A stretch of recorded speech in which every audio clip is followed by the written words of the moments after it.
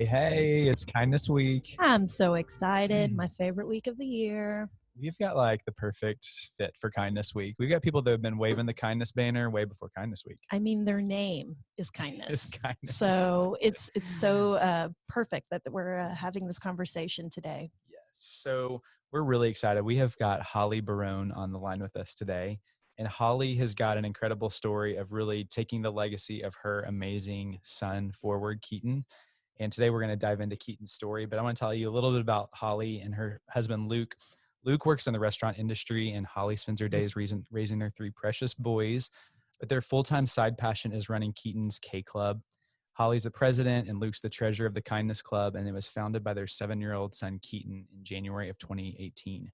The K Club, and I had heard about this just from my kiddos going to elementary school here in Edmond, Oklahoma, but it's all about being kind to others and being courageous and compassionate and caring and really coming alongside families as they're enduring some of the hardest times of their life, battling cancer or being in the hospital. But they're just a great support network and lift kids that are going through such traumatic things. And so it's a difficult conversation, but one that is just wrought with so much love for your child. And I think all of us just feel so appreciative of this time that we get to talk and hear the story. So I would just love to kick it to Holly and say, hey, thanks for being here today. Super Mom, welcome to the show. Thank you. And thank you for letting me tell Keaton's story. It's my favorite thing to do. Well, thank you so much. I would love if you would just kind of give our listeners some context to Keaton's life and the story and kind of how this all came to be. Sure. Keaton, I always tell everybody, was the perfect baby. He was just like super laid back. We said he was an 80-year-old man in a 2-year-old's body. Oh, Old soul. Jinx joke. Yeah. He would say things like "my lady," and like he was just. And I worked for our church at that time. Just took him everywhere with me, and he did great. Just an amazing kid. And when he was 2.5, he had a bunch of illnesses that just didn't really make sense together, like a low-grade fever or an infected finger, just like little things. And we went to the doctor a couple of times, and they would maybe give him antibiotics or just say, oh, he's a growing kid. This would make sense. And finally, we were at like a little kids gymnastics class, and he sat down and refused to do what he was supposed to do next. And his coach said, this isn't like him. Maybe you should take him back. And I said, I feel like I'm crazy. And she was like, you're not crazy. Just take him back one more time. And so our amazing pediatrician fit us in over the lunch break and did blood work and everything. And she was gone for a really long time. And when she came back, she said those words that no parent ever wants to hear. She said, it looks like leukemia. And she said, I want you to take him straight to Children's. Don't stop. They'll be waiting for you. And so we took him to the hospital, and they immediately took him into ICU. We later found out his white blood cell count was so high that they had to dilute it 3 times to even count it. And it was one of the highest white blood cell counts they'd ever seen. So they took him straight into ICU. We got an official diagnosis of acute lymphoblastic leukemia the next day. And that was August 30th, 2012. And so he started treatment immediately. He did great. Your life is canceled at that point. Everything, school, activities, everything just stops completely. And so we went through that, and he actually did really well. Treatment for acute lymphoblastic leukemia for boys is 3.5 years. So from when he was 2.5 to almost 6, he was in treatment. And he ended up being able to go back to school after about a year and did really well. And so he rang the bell in January of 2016. And we were so excited cancer was over. We were never going to talk about it again and just move on. And unfortunately, just a couple months later, again, unexplained illnesses, he had a stomach virus that would seem to come and go away and come and go away. And then one day I held him up to the he was standing at the kitchen and he said he couldn't tell what time it was on the clock, just like a regular digital clock. And I held him up and I said, "What are these numbers?" And he said, "I can't see the numbers." And they were right in front of his face. And so we went back to the doctor and they checked his vision. His vision was fine. So the day after his 6th birthday, they let him have his birthday, which I'm so glad. We did a spinal tap and they found out that the leukemia was back. And the reason he couldn't see was it was in his spinal fluid and it was pushing on his optic nerve. He wasn't able to see. So we started treatment again. And this time it was going to last 2 years and it was even more intense, super scary. I was pregnant with our 3rd child at that point, and he went back into treatment. This kid never complained. I mean, he would go to the clinic, never said he didn't want to go, did exactly what the nurses asked him to do, was always in a good mood. And so, you know, we'd had this big party and said cancer was over. And one time he cried and he said, "I don't want to do this anymore." And I said, "I don't want to do this either. I'm so sorry." And from that second on, he did exactly what we wanted. Again, I mean, one time he said, "I don't want to do it again." And that's what he had known his whole life. So he was back in treatment. It ended up that he was in the hospital when I had our 3rd child. So he was at Children's in Oklahoma City and I was at Mercy in Oklahoma City. So it took 5 adults just to get me to the hospital and him taken care of. And the other kids, it was crazy. And so he actually did pretty well again. And we were just doing routine blood work before we went out of town in July of 2017. And they called us aside and told us that leukemia was back again. And this time it was back while he was on treatment. So it was even scarier. And so we ended up having to go off of the regular protocol and try some clinical trials and that kind of thing. And in the process of that, he had all kinds of horrible side effects from all the chemo that had been pumped into his body. He had a seizure and didn't wake up for a week. Needed physical therapy, occupational therapy, all those kinds of things. Same thing. The kid is so happy, so sweet, so kind, always caring about other people. Like when the kids get a procedure, they get to pick a toy out of a toy closet because it's a pretty big deal. He would pick out toys and bring them home to his brothers. Like he didn't even keep toys for himself. It got to the point where he would just choose them for other people. So we were trying to get him in remission for a stem cell transplant and we just couldn't get there. So we ended up going to Dallas for this CAR T-cell therapy that was brand new. It had been FDA approved like a month before he was supposed to get it. And so literally brand new.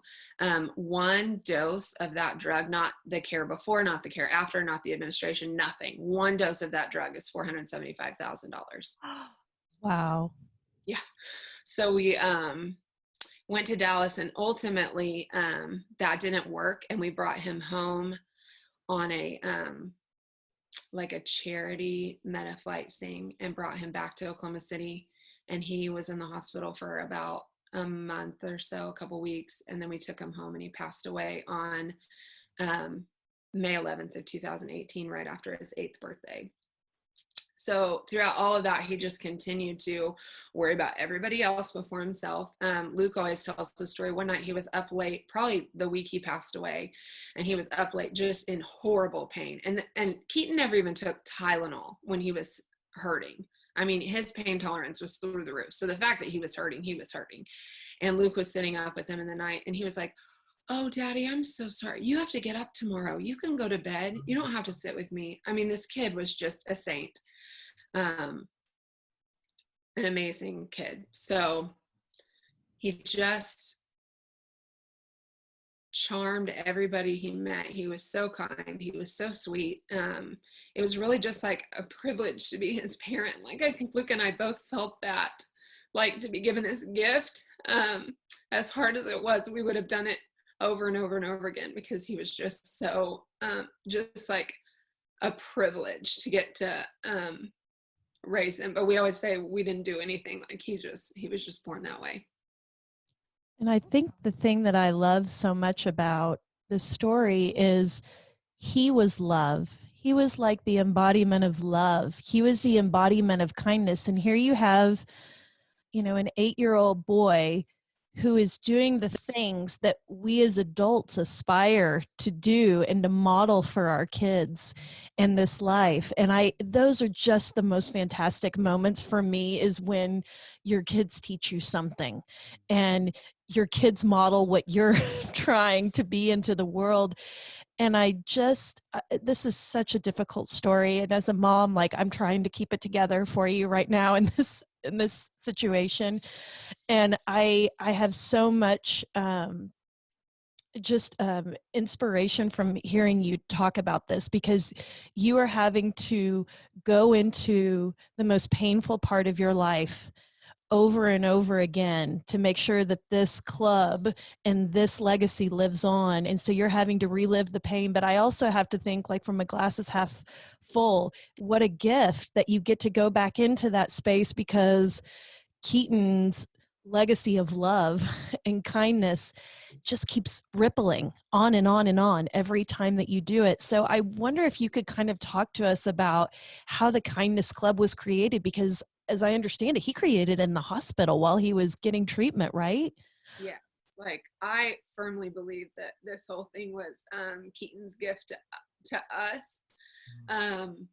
So he was in the hospital. He actually had the flu. So when children who are on chemotherapy get a fever, they have to go in the hospital no matter what. So he was just there with the flu. And our friend Kay Tangner, who has volunteered at the Children's Hospital for 25 years doing crafts with the kids every single Tuesday, had called and said, can I come visit him? Because she knew that he had been in and out of the hospital a ton at this point.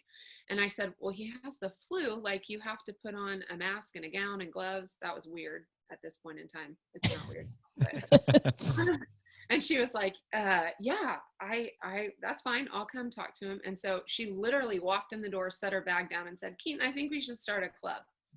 And I think she just thought, well, that would be a fun activity for us this afternoon. And so I was sitting in there and I watched them. In the next hour and a half, they talked about, well, what's our club going to be about? And what's it going to be called? And all this stuff. So they decided to call it the K Club, because we called him K. And then her name is Kay.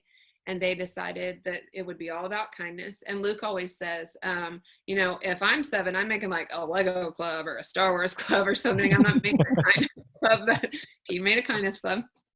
And they were going to just do kind deeds for people, spread kindness. Their mission was to be kind to others, be courageous, compassionate, and caring. They made up anything you could think of. Their official lunchtime was 11:30. Their official snack was a cereal bar. Their official drink was water. They came up with all the things that you need for I love it. I could just see branding, like a packaging around it. You have to tell the piece about the branding too. I mean, he drew the logo, right? Yes, we asked him to draw the logo, and he drew the logo. Kay had him write his name. So when you get your official K Club membership card, he has signed the back as the president. It was really sweet. The clubhouse was the chapel at the hospital, and the mascot was therapy dogs, because he loved the therapy dogs. And one of the funniest things is that everything we do is green, because that was Keaton's favorite color, but the official colors are orange, white, and blue. And we go saying, Keaton, your favorite color is green. And he was like, I know, but that's not the colors. So colors are not what we actually wear or promote all the time. Because so he's thinking of other people. Like, yeah, he's thinking of what other people's. Mom, it's not my favorite color That's here. Exactly it's other right. people's colors. I think it was a Thunder OSU reference, but membership dues were going to be $1, and he said, we'll spend that money on charity. And I was like, oh, charity from the 7-year-old. Okay. Old so soul. Dues were $1 or whatever you could afford, and to join you had to have a K in your name or know someone with a K in your name.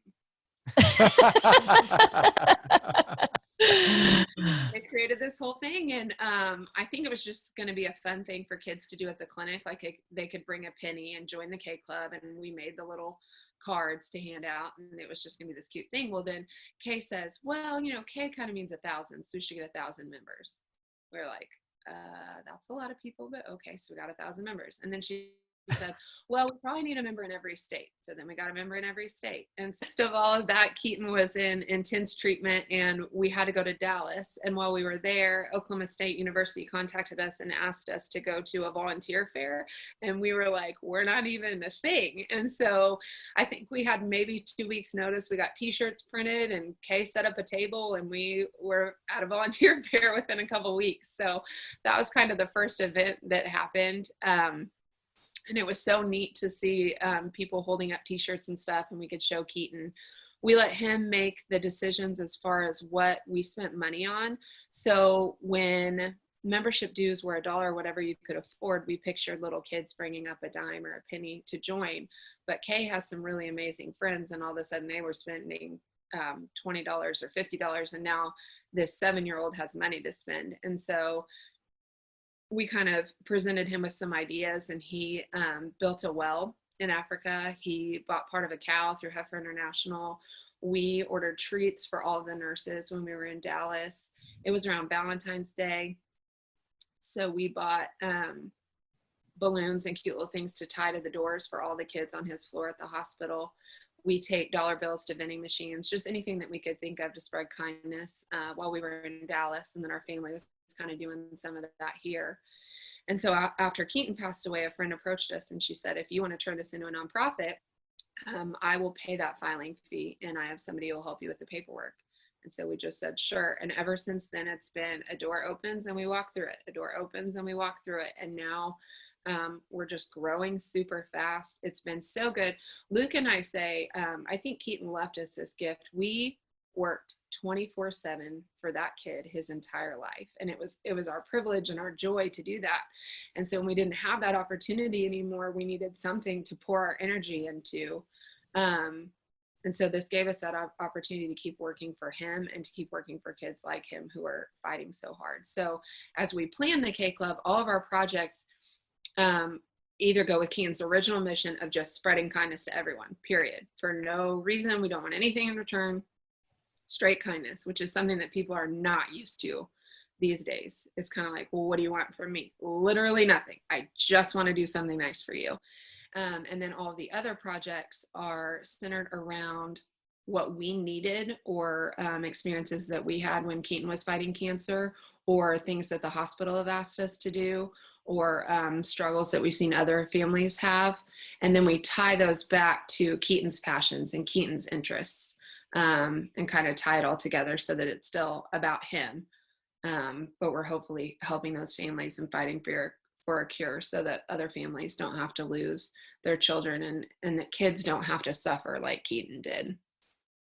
I love hearing how y'all have just carried this torch forward. And I know my wife and I would be the exact same way, that you just feel this purpose and feel that you want to continue his legacy.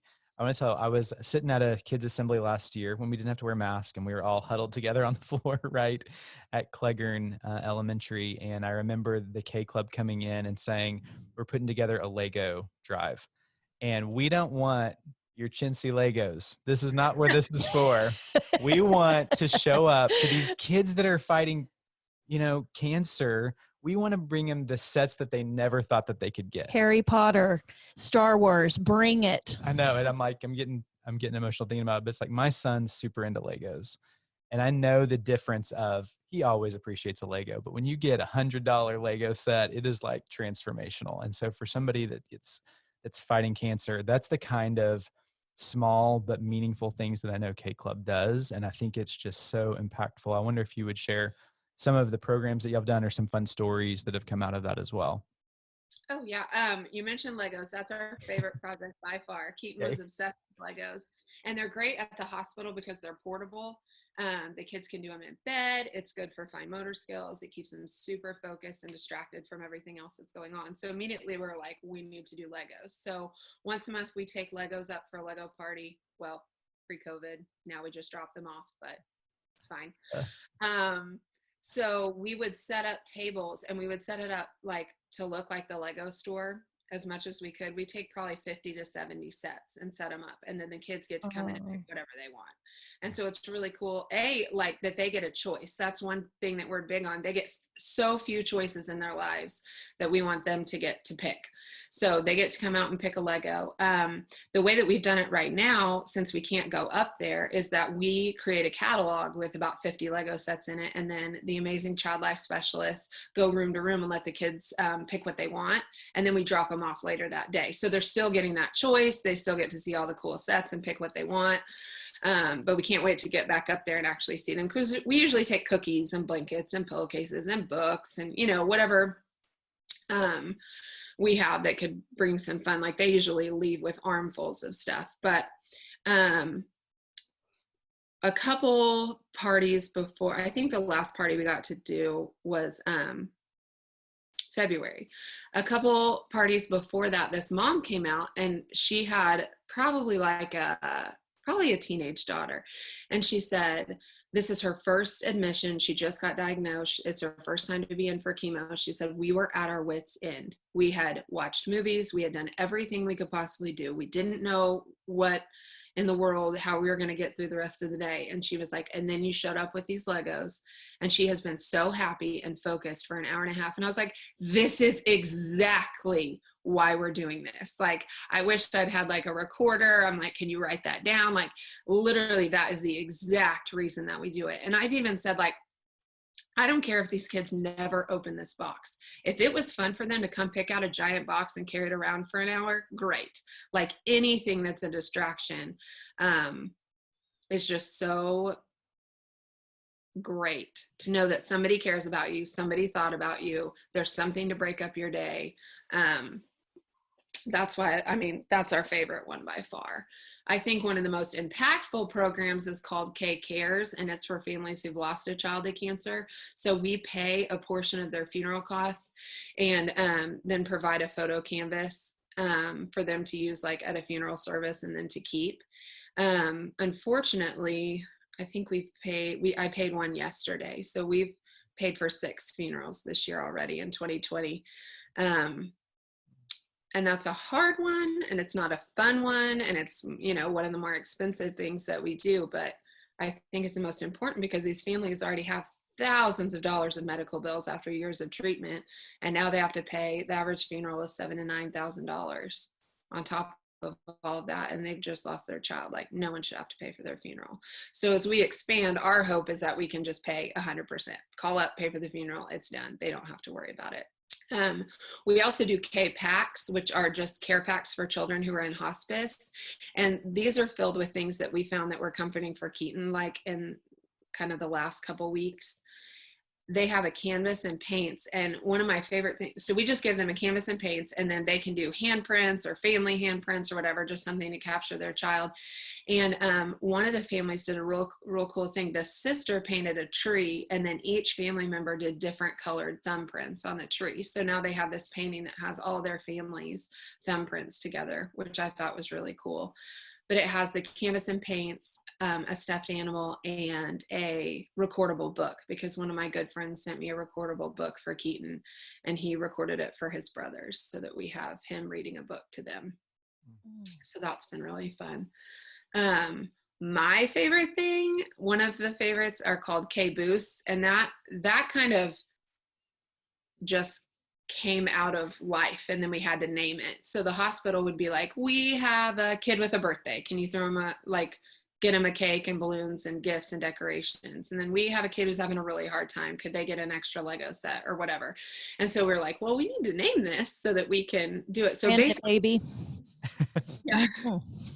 So anything that a kid or a child, a patient needs, even a family. We did gas cards for a family who was traveling really far. We did grocery cards for a mom who didn't know how she was going to feed her daughter, let alone pay for treatment.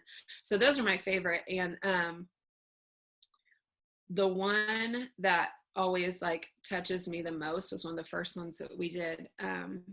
The child life specialist called and said, we have a little boy who is under hospice care, and he is going to throw a party for his friends to say goodbye.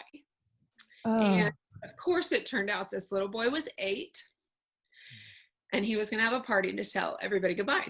And he wanted to be sure that his friends had party favors because he was worried about his guests at this party. Like, I was just blown away. And they said that same thing. It was this kid's personality. He was worried about everybody else. And so we put together the most over the top, like anything that I could find. This was a jungle themed party, treat bags for his guests and for some of the staff, so that he could throw this party for his friends. And just to be like, what an honor to be involved in something so important, you know. I mean, that was just, of course we will do that. We're, you know, just honored to be able to be a small part of something that's so important. I think one of the things I want to ask you about, Holly, is about healing. And I have always felt, and deep down in my heart, that philanthropy has the ability to come into spaces, I wouldn't say to entirely heal, but to make an awful situation maybe just a little bit better. And I wonder if, you know, there's a lot of people listening right now who are fighting some battle within their family right now, you know. And I mean, with COVID, I mean, it could be financial or food insecurity, it could be mental illness, it could be maybe the loss of a child or a loved one. Can you talk a little bit about what the K Club has done for your family and for you personally to help you heal in any way, or maybe just to how you've been able to just kind of cling on to this club, and how that's been able to buoy you all in a way that brings that kindness and love and brings and what I would think like Keaton back to you over and over again. I think it's just keeping him in the front of our minds all the time. It gives us a chance to talk about him. It gives us a chance to remember him. It's taking his beautiful spirit and trying to like move that forward, because I mean, we lost our child, but I feel like the world lost this amazing soul that could have done so much. And so we're keeping that going. It's very hard to feel sorry for yourself when you're watching all these other people fight the same battle. I think it's harder to watch. We lost two girls that we were really close to this year, like recently. So sorry. We're just close to their families through K Club. And those were the first two that I've known really well. Normally we just hear about a family and we help them, but maybe we haven't really met them in person yet. We were closer to these families, and it hurt worse because I know how those moms feel. Like, I'm not an outsider who's like, oh, that must be sad, I can't imagine. And when people say, oh, I can't imagine, I say, please don't try. Because first of all, you can't imagine. You can't. It's impossible. But I would never want anyone to try, because I don't want anyone to go through that. So if there are people on the journey that we had to go through, and we can make that journey a little bit better, even for an hour out of their day, we're going to do that, because that's who Keaton was, that's his spirit, and it gives us kind of a perspective to keep going. I think if we sat around and felt sorry for ourselves, it'd be very, very easy to do that. But I think we have such a mission. There are times where I drive myself crazy. I'm like, we have to heal all these kids right now. And then I have to say, that's not my job. I can't do that. There are little pieces that we can do. You know, we raise money for pediatric cancer research. We try to bring joy to these families as much as possible. But I think the mission is so strong, and we just feel it so strongly that it keeps us really focused, really busy. It just gives us a way to work. Thank you for that. I mean, I think it's hard to ever know how to respond, but I think you've given us a lot just in that of how to be empathetic and supportive and loving to people facing these kind of things. So I'm just so thankful for your vulnerability on that specifically. Holly, you are just a wealth of wisdom, and I think, you know, what you have done to stand up this club and keep fighting when it's like so hard. I think that's a mantra we all need right now. 2020 is throwing a lot of curveballs in every direction for everybody, but you just kept going. Something we ask all of our guests is to share one good thing, and it's kind of, it could be a mantra or it could be a tip, a hack of what you have found to be true, that's maybe a secret to success or just to finding joy? What would that be for you? I think what we found is when we're having a bad day, when we're anxious about something, or when we're particularly sad, especially about Keaton, we will go spread kindness. And so when we notice that we're having a rough time, we go do something for somebody else. And that sounds like, oh my goodness, we're so holy. But it's selfish. Like Yeah. Luke and I, on one of the anniversaries of Keaton's, one of the monthly anniversaries of Keaton passing away, we were just hurting really, really badly. And we ended up we went to dinner and we were like, we're going to buy everybody dessert. And it was in January. And so we bought everybody in the like 2 rows next to us in the restaurant dessert. Well, it was January and everybody was dieting and they're like, oh, no, we're fine. We don't. So we're like, we are sad. You have to take our dessert. Can we change that for a side salad? Thank you. We bought side salads for everyone in the restaurant and they were mad at us. We're like, we are sad. You have to take our dessert. This is not for you. This is for us. Like, take our dessert. So I just think a tip for everybody, like when the world feels out of control, or like you're angry or you're sad or you're worried, like find a way to do something for somebody else. You can pay for the person behind you in line. You can leave a nice note on somebody's windshield. You can go chalk somebody's driveway. You can buy an extra cookie and drop it off. Like there's somebody who you can thank for something, whether it's like a teacher or your mail carrier, or anybody who does any type of service. The Amazon delivery guy, like leave a package out on your porch for them. There's something that you can do for somebody, and I think that just makes a big difference, to do something for somebody else and get out of your own worry for a little bit. So how can people get involved in the K Club? I mean, the thing that Julie has said, and Julie's been connected to the K Club, to some of the art program. And I want people to know K Club is legit nonprofit. Holly is talking about all these little one-offs, but you all have raised hundreds of thousands of dollars. And I don't even know if you want to share that number, and it's unimportant to us, but it's like you all have risen up in a mighty, mighty way. And I want people to know, and I thought this was such a good point that Julie made, that we can always choose kindness. And I love your one good thing, because especially in the darkness, we can choose kindness. That's when we need to seek out the light. And I feel like the K Club story, to me, there's such I am grieving the fact that he is gone, but I feel like hope at the end of this conversation, because we can all subscribe to this ideal that he was living it all the time. So how can someone anywhere in the world get involved and join K Club? So people can go to our website and still join the K Club for the low price of $1. And our website is our website is kclubkindness.org. It tells Keaton's story and kind of has some of our events, but you can still join for $1. That money still goes to charity. One cool thing about us too is that we have no paid staff. We have no office building. Even our storage unit is donated. So a huge portion of what we raise goes directly to the kids. It is a very, very small portion that we have to spend on accounting software and paper or something like that. So we are on social media. Everything is K Club Kindness. So Instagram's at K Club Kindness, Twitter is K Club Kindness. But people can join the K Club. They can order Keaton cards that have his picture and his story on one side, and then on the other side it says, this act of kindness was brought to you by Keaton and his K Club. And so when you pay for somebody's dinner, or buy somebody a tank of gas, or buy somebody a Sonic drink, or pay for somebody behind you in line, you can just give the person that card, and they know that this act of kindness was from a K Club member.